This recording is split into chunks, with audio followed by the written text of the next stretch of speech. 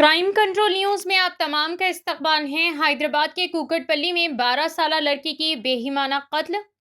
हैदराबाद के Kukatpally police station के हुदूद में एक दिल दहला देने वाला वाकया पेश आया, जहां 12 साला लड़की को घर में अकेला पाकर नामालूम शख्स ने बेईमाना तौर पर कत्ल कर दिया। पुलिस के मुताबिक दियारगुड़ा इलाके में रहने वाले कृष्णा और रेणुका की बड़ी बेटी सहस्रा, जो केंद्रीय विद्यालय स्कूल में छठी जमात की तालिबा थी, तातीलात की वजह से घर पर अकेली मौजूद थी। इस दौरान किसी नामालूम हमलावर ने चाकू से इस पर हमला किया, जिसके नतीजे में इसके गले, पेट और सीने पर गहरे जख्म आए।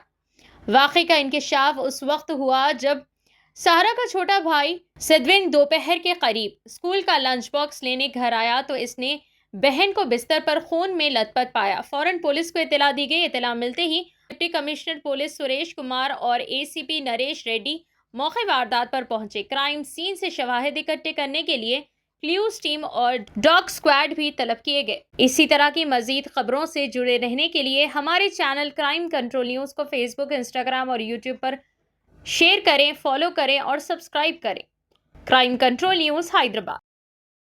పడవడం చేయడానికి గల రీజన్ ఏంటి, ఎందుకు చేశారు, దేనికోసం చేసిండు, ఏమన్నా చేశాడా, పిల్లని చేసిండు చూస్తే మమ్మీ డాడీకి చెప్తుందని చేశారా, లేకపోతే ఇంట్లో ఏమైనా దోసుకెళ్ళినప్పుడు చూసి చెప్తుందని చేశారా, ఎందుకోసం చేశారు, అది కారణం కనుక్కుంటారని మనస్ఫూర్తిగా ఆశిస్తున్నా. ఇలాంటిది ఇంకొకరికి జరగొద్దు. అంటే సొసైటీలో తల్లిదండ్రులు పనికి వెళ్ళినప్పుడు పిల్లల్ని ఇంట్లో ఉంటే సేఫ్టీ లేదా, వాళ్ళకి మీరు చెప్పాలి. సేఫ్టీ ఉండదా, సేఫ్టీ ఉండదా అంటే లోకం మీద అందరు ఎలా బతుకుతారండి? పేరెంట్స్ పని చేయకపోతే పిల్లలు ఎలా బతకాలి? మరి ఇంట్లోనే కూర్చుంటే ఎట్లా బతకాలి? ఇంట్లో వదిలేసిపోయిన వాళ్ళకి అందరికి ఇట్లా చేస్తారా? ఏం చేస్తారు, ఎలా చేస్తారు? ఎట్లయితే న్యాయం జరుగుతుందండి? ఎలాగ అనుకుంటారండి? ఇంకొకరికి ఇలాంటి పరిస్థితి రావద్దండి చిటమ్మా. మధ్యాహ్నం 1:10 మా కుకట్పల్లి పోలీస్ స్టేషన్కి ఒక డైల్ 100 సమాచారం వచ్చింది.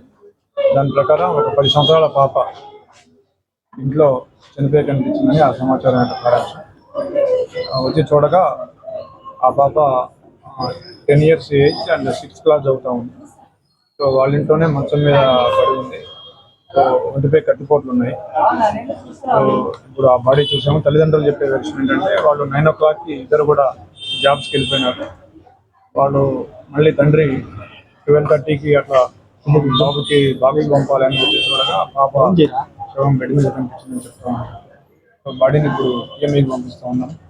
క్రూజ్ టీమ్ అండ్ మిగతా వాళ్ళు కూడా వాళ్ళు చేస్తున్నారు.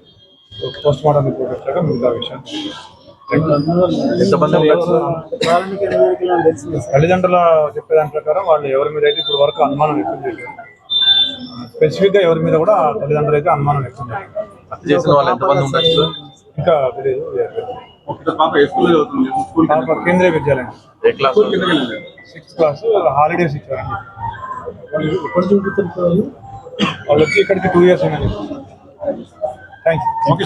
हर खबर पर नजर रखने के लिए हमारे चैनल को लाइक, शेयर और सब्सक्राइब जरूर कीजिए। Crime control news Hyderabad.